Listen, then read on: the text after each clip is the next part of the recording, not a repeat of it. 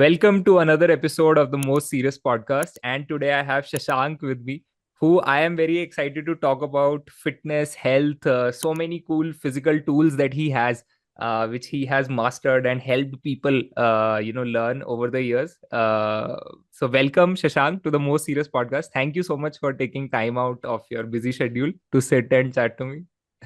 Thanks, Ripu, and I'm glad that I'm here. Let's see how we are going to in people's life. Yes. Yeah, for sure. I think let's start right there. Let's get into it. I want to understand, what does fitness even mean to you before we learn to even understand, how to improve someone's fitness. But what is the understanding, or what is your perspective on when I say the word fitness, and what does it mean for you? Right. So, first of all, when it comes to fitness, we always think about, apps or something of that sort where, you get a ripped body. Yeah. While, you see a lot of Instagram reels and people being promoted that part. But for me, it is more about, when your body and mind both are aligned and you are actually feeling good about yourself. Okay. Mm, So it should be something where you are physically healthy, but also mentally fit. Okay. mm, People usually complain, about, okay, I didn't get that much of body fat percentage, or, I didn't get shredded. But they even though they are shredded, they feel some sort of mental blockages where they feel a lot of laziness, procrastination with the things. So I define fitness as a balance between mental and physical fitness, where you are physically fit plus mentally strong, mentally able to take the steps ahead with whatever you want to do in the life and feel better about yourself. So that's what I define fitness. So it's called overall holistic well-being. which one is harder in your experience? I think personally, and with the people and clients, that you have, which one do people struggle more with? Is it physical health or mental health? See, if I to give you answer of this question is physical fitness has benefits of physical body, but it Hmm. has a lot to do with the mental health as well. Okay. So if you are working out, you are also improving your mental health. Why I say that? See, for example, you want to wake up in the morning and go and hit the gym. But that waking up part initially is something you need a push with. And Yeah. that comes mentally, right? So if you are disciplined enough, I won't use the word motivated because that's a big stuff, but disciplined enough, okay, I need to get into the gym and, work out for my body.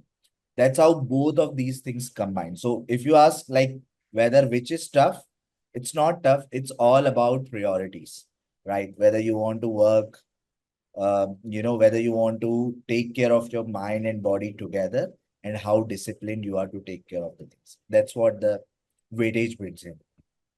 So Shashank, I think I think the most societal acceptable thing that almost everyone agrees to is that people don't take care of their body, or their health, unless and until it's too late, or unless and until they realize that something is off. And that is one way to go about it.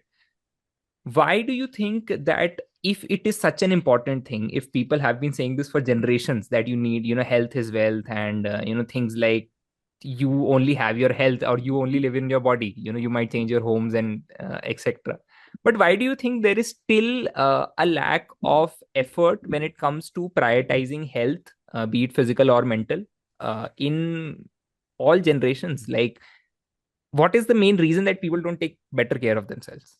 See, first of all, if I talk about India, right, we have actually prioritized many other things than fitness. Hmm. Okay. So if you talk about normal food that we eat, it all Yeah. starts from carbohydrates. Okay. But whereas you go in the Western countries, in every meal, you would find people having proteins. Okay. The awareness part is very much lacking. First thing. Second thing is we have been, always uh, bound to work when some urgent situation comes, some fear, arise. So from since when people have started, literally taking care of your body, taking care of their body since when the COVID hit, right? Yeah. Where the Yeah. awareness came. Second thing, see, it's all related to we study only when there is an exam. There will be handful of people who will continuously, read and study over the year. But most majority of the students will pick up the books only one day prior to the exam. In engineering as well, you see, right? So we have been, trained with the mindset like that. If we are like, since beginning, if our meal has protein, if someone at our home is, literally doing yoga or some sort of workout, children tend to see and follow that. But in Indian families, that has been lacking. And if this shift takes place, trust me, like, the things are going to improve. And right now, if I speak to you, I see a lot of, parents who are working out and kids are following them in gym or their routine. You might see a lot of, kids working out with their parents right now. So that shift is taking place, but it will take, I think, a lot of time, to completely make over this. Yeah. I completely agree with you, and I think I see this change happening as well. So there's this place in Bangalore, and you've lived in Bangalore 5 years. So I went to Kaban Park, early morning for a walk, possibly 3 4 weeks ago, and I was seeing a lot of people there doing yoga and going for their morning run or just doing stretches or just going for a walk. And it was so refreshing to see that on a Sunday morning. And I went like super early. It was like 6 6:30 in the morning, and I was like, this is good, like feels like people are taking a conscious change effort to take care of better care of their health. But I want to double click on what you just said, on the Indian way of looking at health, which starts at our diet, right? What advice do you think is applicable to almost all Indians in when it comes to their meals, that lack of protein intake almost everyone kind of has in their own diets? Where do they start from? Is the correct fix, like if someone wants to fix their diet, the number one fix would be to increase more protein in the diet? Would that be a good place to start? See, first of all, it's a very subjective thing, right? First of all, everyone needs at least some out time. Okay. Out Okay. time means going out in the nature, walking, running, jogging, working out. It all starts from there. And with respect to the diet part, when you say, right? See, people consider diet as an, when very, what I would say, tough term. But everything you eat is a diet, basically. Yeah. Right. I am on diet means like, yes, dude, you eat food every day. That's your diet. Yeah. But the thing is, when we replace this term with healthy eating, right, it is going to create a lot of difference. And now coming to the protein, it is very important for each and every one of us to have at least 1 gram per kg weight, per kilogram of our body weight of protein. So, for example, if I am 70 kgs, I need at least 70 gram of protein every day. Okay, as an adult. For the kids, it can be less. But for adults, at least 1 gram per kg of your body weight protein requirement is there. And this can be divided into, all the 3 4 meals that we are having. Okay. People tend to think that, being vegetarian, it's really hard to get the protein intake. No, you have cheese, you have, cottage cheese, paneer, you have soya bean, you have, dal, you have rajma. So you have nuts, right? Nuts are actually higher in fats, but some sort of protein is there. So just identify which sort of, proteins matter to you, and in every meal, right? Every meal at least try to have 10 to 20 grams of protein. Mhm. Or non-vegetarians like or vegetarians like egg, omelette, your chicken, right? Anything can be included. So if we just take this particular part, protein first. Second thing comes fibers. We are, less to eat, we are tend to eat less of, green veggies. Yeah. Okay. So fibers are must to, include in this protein, in this meals. Third thing is water, right? We have like immense water available around, but we don't really have it, consciously. प्यास भी so we are even thirst when we are thirsty, still we are, we are waiting. Okay, Putting we'll it off. kitchen Yeah. and we'll have. So at least 3 liters of water every adult should have every day. So if these basic things are there, then you would see automatically, the changes are being placed in our lifestyle. So that plays a major role. I think Shashank, you are a good person to ask this question too. That I've heard this in bits and pieces. Some places that breakfast is the most important diet of your meal of your day. Some people say dinner. I have like super heavy dinner. I like to just eat one meal. Some people are like, lunches are my thing. I just want to have like a heavy lunch and all. So is there from a nutritional perspective, or is it again very subjective?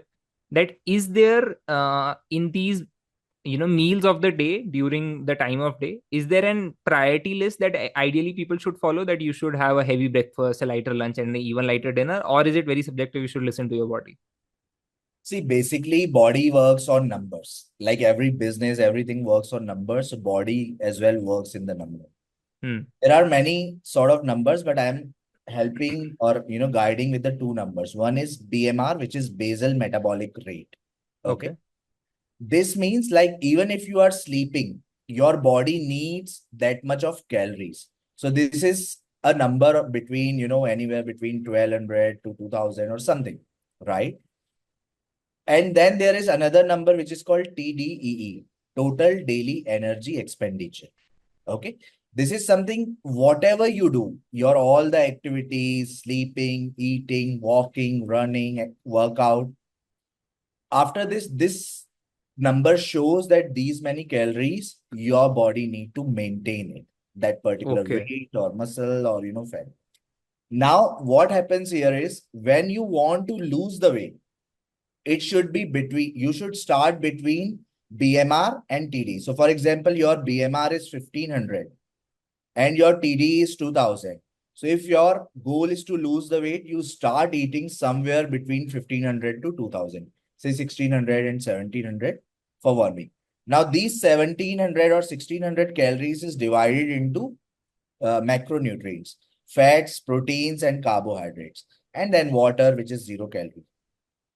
So you have to like choose which sort of diet you want. But as I said, 1 gram per kg of body weight. So 70 grams if your weight is 70 grams of protein, and rest other macronutrients can be divided into your fats and carbohydrates. Now your 1 gram of fat has 9 calories. Okay. 1 gram of protein and carbohydrates has 4 calories. So if you are having 70, Grams gram of of protein. Yeah. protein, so it's 70 into 4, right? 280. Hmm. 280 grams of 280 calories. And rest can be, divided into fats and carbohydrates. So that way you get minimum.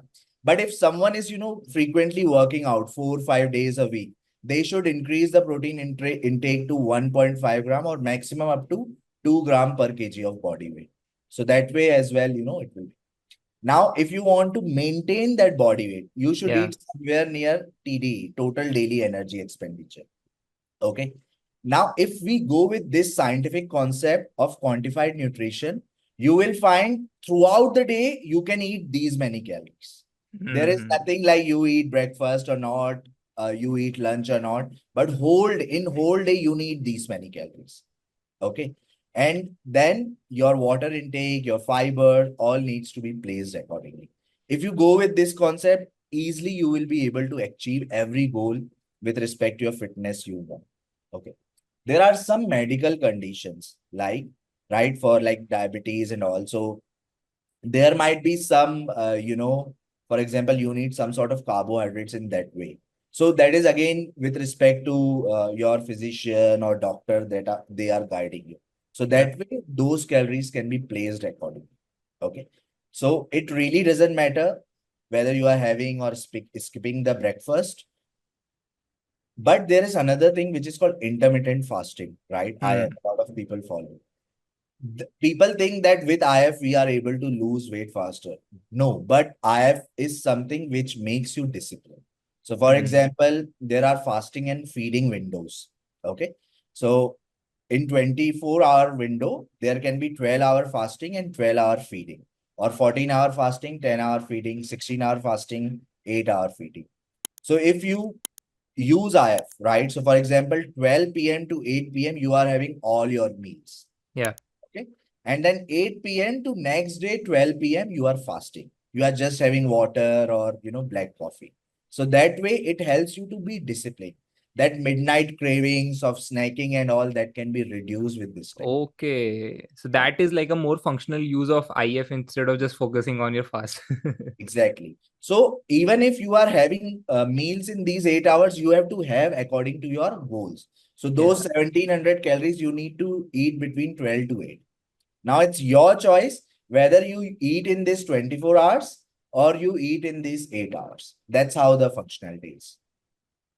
And I want to ask you on, possibly like a personal layout as well, and for general people, that what does your workout frequency personally look like? How do you work out usually? Is it just strength training? Is it a mix of cardio and strength, or do you do something else as well? And then the follow up would be key. What is like a recommended split for people, across for general health? How much should they work out? Right. See, again, it goes based on the goals, individual goals, right? I have been working out for almost 9 years now. So for me, 6 days workout week is there and 1 day sports. Like I play cricket, badminton a lot, tennis a lot. So I keep Sundays for that. But at least 6 days of workout or minimum 5 days of workout is needed. This can be combined of, your strength training, which is lifting the weights in the gym, plus like followed by 20 minutes of cardio, what I do, right? And it's not cardio like running or jogging. I don't do. I just walk, incline walk in the Okay. Hmm. cardio, right? Or elliptical. So that's personally, I feel very good after, working out. Some days when it is hurry, I just miss that cardio part as well.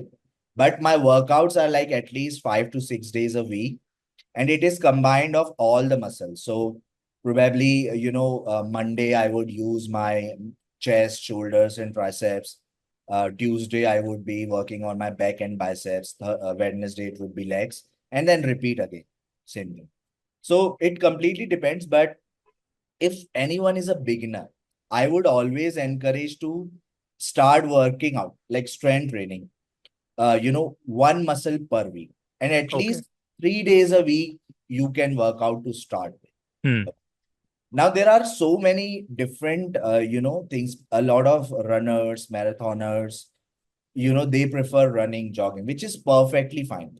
So any sort of exercise, going out in the nature, walking, basically movement in body is perfectly fine to do.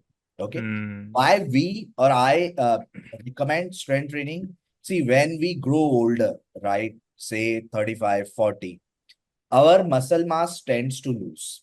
Okay. We call Hmm. it a term called sarcopenia. Okay. And when this muscle mass lose, you see a lot of people are not able to, lift or put something in Yeah. jar, or, they need some sort of help. Or when you are lifting your kids, when you turn 40 and when these kids are small, you feel back pain or, some sort of pain. And then knees, while you walk, you grow more than 40 years of age, your knees start hurting. So when this muscle mass is losing, your bones are not getting support. So when you strength train, you are literally, maintaining your muscles. Even if you're not growing it, that way, but still you are maintaining those muscles. So that's one of the most important thing that we have to take care. It's not necessary to go to the gym. Even at your home, you can do body weight exercises like push-ups, without weight squats, body weight squats, some sort of plank holds. So put your weight. Some people tie, 1 kg, 2 kg weight and walk. Yeah. So that way it helps. Even doctors now recommend a lot about strength training, weight training, resistance training, all together same term. So that's what I will encourage everyone. At least 3 days a week, put some sort of strength training in your routine, and you will find out how amazingly you feel when you literally, implement daily routine. Yeah. I think we've now naturally come to a very, again, I think widely addressed topic, but still requires a lot of attention, which is these chronic pains that people have, something like a back pain or something like a knee pain. And it's very interesting that you say that people usually used to encounter these once they hit 40, but now it's happening at the age of 20 as well. It's happening at 25, 30, whatever. And there are so many products, like I see, cushions and some back pain relief things and all that. And it's real, right? So I see people around me, and even I have suffered from stiff backs when I've been sitting for 14, 16 hours in a day, possibly, things like that. How serious is it if someone is having like a chronic back pain or chronic knee pain? Number one, I think they would want to know is, can it be cured? Is it permanent? If they don't have an injury, or if they are not suffering from like a major outlying disease. But how fixable is it, and how do we ensure that this problem only comes to us in an older age and not in a younger age? See, I would say this problem should never come. The thing Ideally, yes. is, yeah, the thing is, we have been since COVID and even before, we have been continuously sitting in the desk, staring at our screens. We don't even, have this consciousness that we have been sitting for 4 hours or more. Yeah. Ideally, if you see, there are so many, issues, disc bulging, hip pain, cervical issues. All these are caused due to this continuously sitting as only.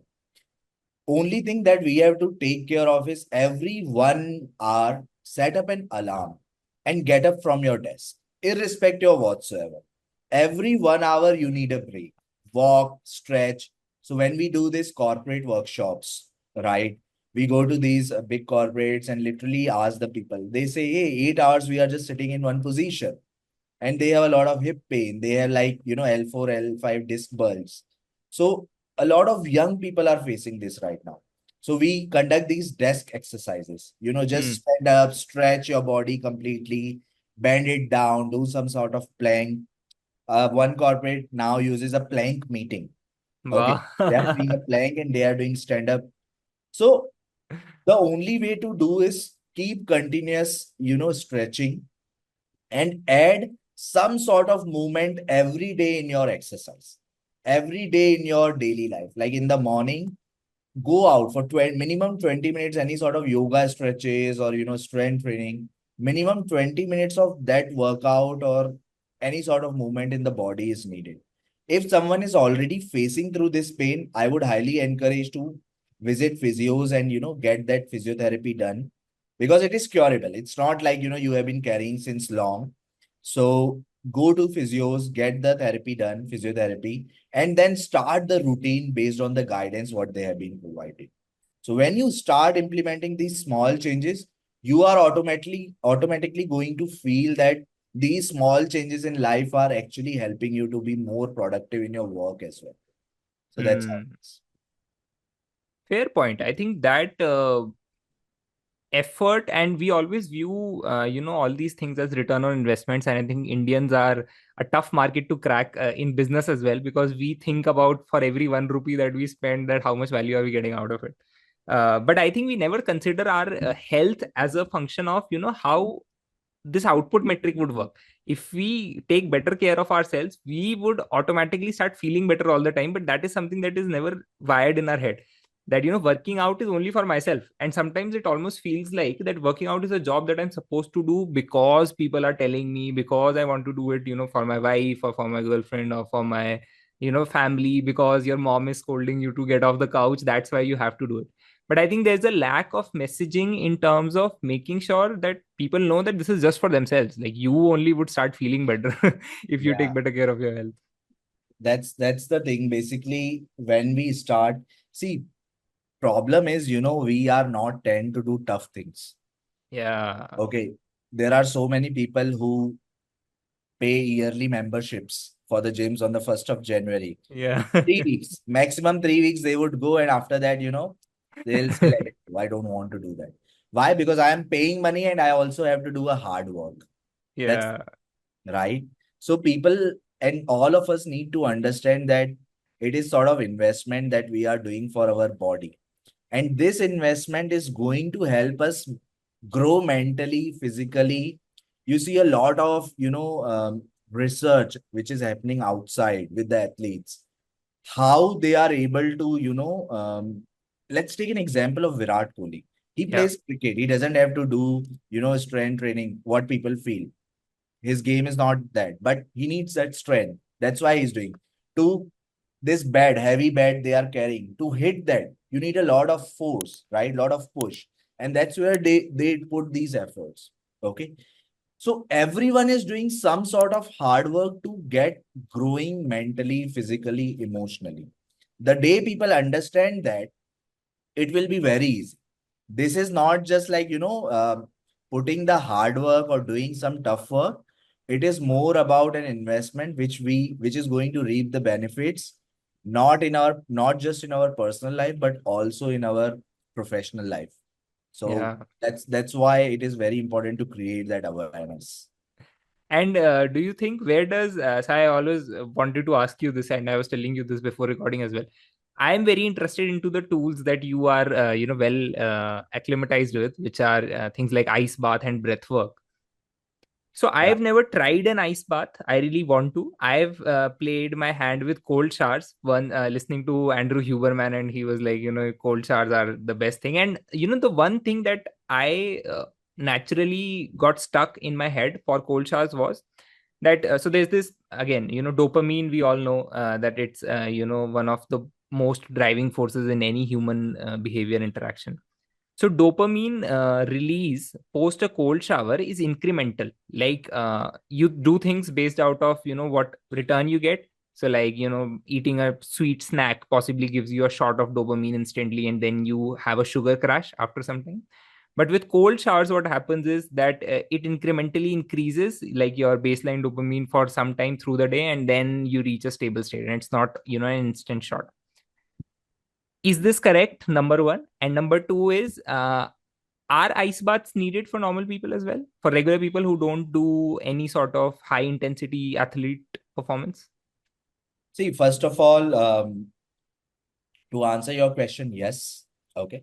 Second thing is, ice bath is needed for everyone.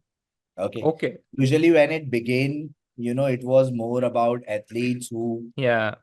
have sore muscles and they want to get that relaxation or, inflammation reduced with the muscle soreness. But ice bath has a lot to do with the mental reserve. Okay. Hmm. The thing is, see, we all go through a lot, like literally every day, and we pile up emotions because this is something we don't express it out. And when we don't express it out, our body hold these emotions. Okay. So you see, sometimes, when we are perfectly fit and fine, and suddenly we feel some sort of pain. Yeah. When we are thinking something, we feel pain in some part of body, right? That is the emotion that has been held. And Hmm. ice baths are really, really great tool to release those held emotions. Breath work is again a very important tool to release that held emotions. But with ice bath, you know what you do? See, imagine like you are in a 5 degree, temperature of water inside it, and you are just stepping the feet. You are going into some very tough situation, and you are entering there and sitting for 1 minute, 2 minutes, and you are literally into that different zone Yeah. where you feel, man, so if I am able to do this right now, I can do anything in the world. It literally Hmm. helps you to win over the challenges of the life. Some Probably something that you might have been thinking about, hey, I should take that step. Okay, and it's been there in your mind for past couple of weeks, but you're not able to do. And when you enter into the water, it gives you that boost. You should do that. If I am able to do this, I can do that as well. And it's a guided practice where you continuously breathe.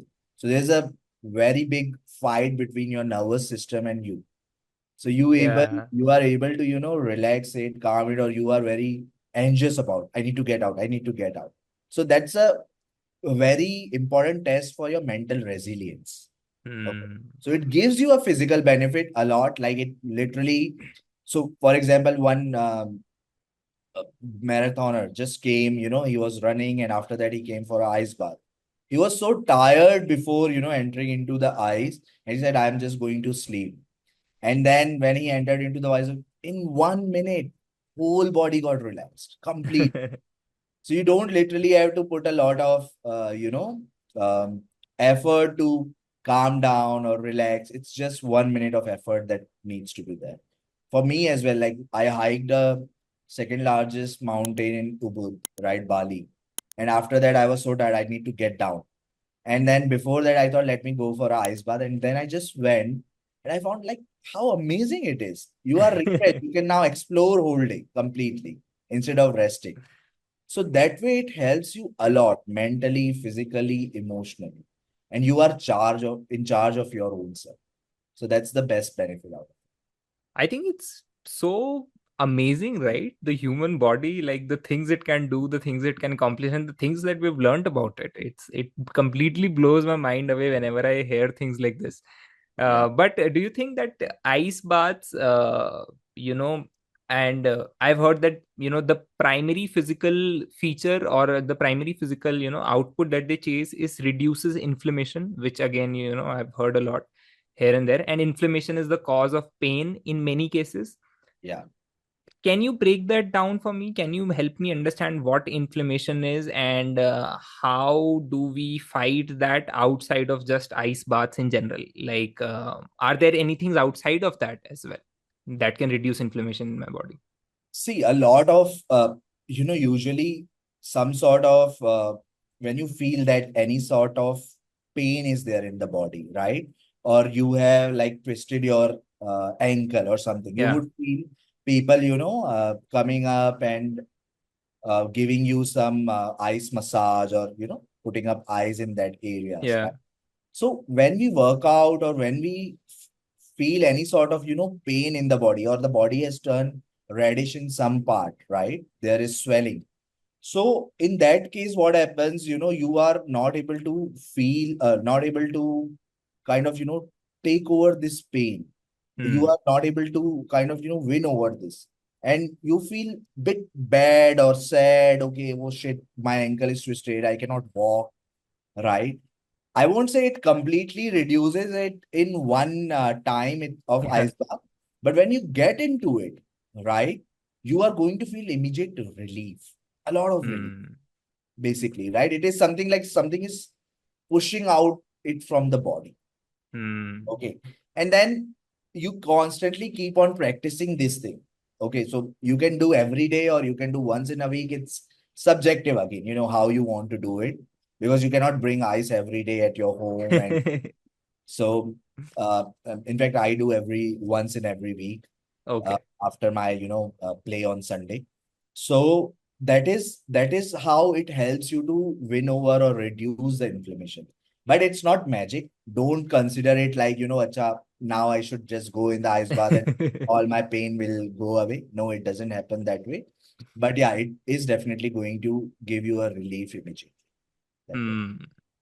And how I was like how I got introduced to this whole. I've never been to one. I think you should give me some recommendations for how to get started on it. I think it's a good activity. I would definitely try. I think the closest thing to an ice bath, and I don't think if it's even relevant, is so we went to Khirganga once with my friends. We did a trek there, and there's a hot spring. So the spring is hot, like the water is hot there. It's not an ice bath, but the environment is so chilly. So it was probably 0 degrees outside, and we were supposed to get into a hot water spring, but we were feeling so like chilly outside that it was so hard for us to even take off clothes and get into the hot spring. But now to imagine that if you're getting into a cold water post a trek, I mean, mentally only it sounds like a mammoth task to organize. I don't think physically even I would feel that much, but to convince my mind that okay, this is good for you is the real challenge. Exactly. So similarly, I was in Manali Yeah. this February, and it was actually ice. Ice was coming over, Snowing. Yeah. and yeah, ice was falling from the clouds. It was Yeah. crazy, and we all thought, man, in this, how could we do ice bath? But that was one of the best experiences of the life. So -3 degree, okay, the temperature, and less than say two degrees of ice put in the tub. And then you are literally amidst the nature. I have put my reel as well there. But the experience, oh my God. Cannot express it. You literally cannot express that feeling. It's so soothing and so amazing. And when in eyes, you are actually, in your own body, you are connecting with your own self. You can't express that feeling. Yeah. That's No, I how. think to some extent I can understand that what you're trying to express, but I completely agree. Some of these moments and some of these things, the value and benefits of those, like a good workout, right? There have been days, and I think more days for you as well, that where you're just not feeling like it, or you just don't know what to do. And sometimes I found that the days where I don't know what to do with my evening or my morning, just a 40-minute visit to the gym helps you sort out so much of that unnecessary clutter that's going on in my mind. Oh my god, that's so true, right? It happens so much that you are thinking about 10 different things before going to the gym, and you'll come out and only think of one and you'll get it done. Exactly. Yes. That's how beneficial it is. Anything you do for your body, your mind is a part of healing. Okay. Hmm. Anything, right? That workout, that cold shower, that meditation, that breathing, that nature walk, anything that you do when you are like, feeling a lot of clutter and you use any of these tools, trust me, you are going to find yourself more. Okay. The people who are going through a lot of mental health issues, I would highly, highly encourage these three, four things: cold shower, connecting out with the nature, breathing, and working out in the gym or working out somewhere in your house. If you just follow these three, four things every day, you are going to come out of your whatever challenges you are facing, right? So it's a best thing anyone could give to themselves. So I that's it. think I love these principally fundamental simple advices the most. Sometimes whenever, and this is a way that how I learn as well. That even after, a long conversation, if someone can just principally tell me what are the three, four things to take care of, which you've done so kindly enough without asking, I think that makes life so much more easy. But I think before we let you go, and as we near the end of this episode, I want you to take some time and, possibly tell me what advice would you like to give to 18 or 20-year-old Shashank, if you were to any? Because there are a lot of people who of that age group listen to this show and are looking for that advice for themselves, because they might find themselves lost or not knowing what to do in life at this point, and being overwhelmed by things that are being thrown at them. So now find you as a person who kind of find his way in life, is more calm, is more settled, and definitely more calmer than your 18 or 20-year-old self. So what advice would you want to give to that younger version of yourself? Right. So first thing is, at the end, everything falls in place. It's the journey, we have been always anxious about what will happen, what should I do. But if you just consider, at the end, every movie has an happy ending. Our life has an happy ending. So, if in this journey we are just taking care of ourselves, that is going to be amazing. Second thing, which is my favorite, and I've been applying it. There are some things in life, sometimes in life, where you don't want to do things. Okay. But if you know that particular thing is helpful for you, even if you don't want to do it, Hmm. because that is something you are winning over your fear, you're overcoming procrastination. Okay. Third and most important thing is master your mornings. If you have won your mornings, like four things, as I said. One, when you wake up, like give a good affirmation that I am going to have a great day today. No one is Yeah. telling us something, but let's tell it to ourselves. Shashank, you are going to have a great day today. Okay. Yeah. Second thing is, go out and connect to the nature. Get that morning sunlight. Third thing, you have to just practice breathing, like connect with your breath. Okay. And fourth thing, which is my favorite, cold shower. If you can do it, whichever region you are, if you can try like 1 minute of cold shower and feel that energy.